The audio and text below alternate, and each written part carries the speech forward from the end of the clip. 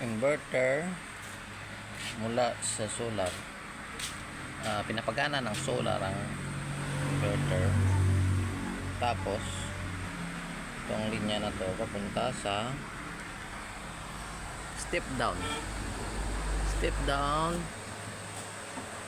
to 20 to 24 volts, 20 amps, papunta sa ito, papunta sa grid tie inverter. Yung grid tie inverter papunta sa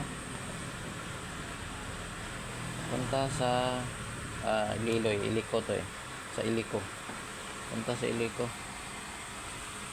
Tapos kinukonsumo ng grid tie is 6 amps 170 watts, 24 volts.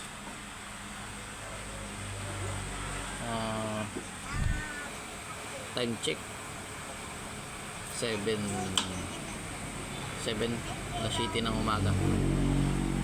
75 accurate to yung ammeter, 75 accurate. So 75 sa 300 watts, kayo na bala dyan. Tapos sa ilalim ito sa solar to, solar na pumapasok sa battery. 75 accurate yan. Ito accurate yan Ilijoy yan, accurate yan. Yan, Ilijoy accurate.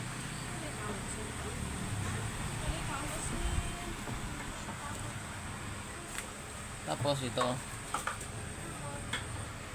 50% accurate, 50% accurate yan.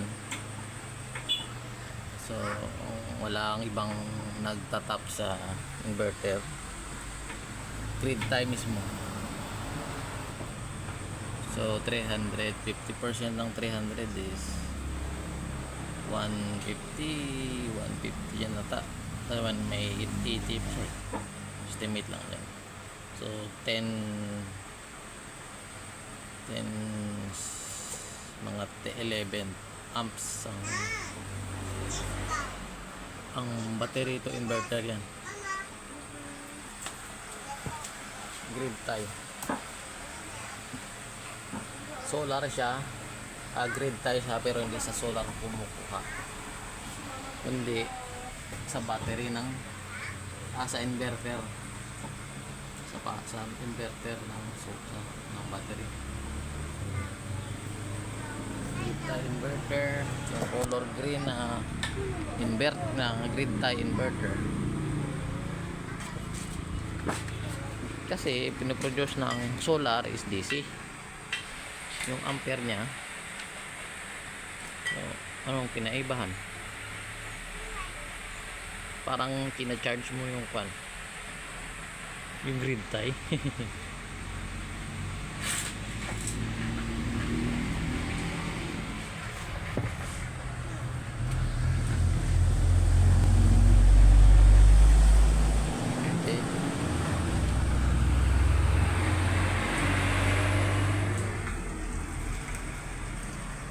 Yun lang.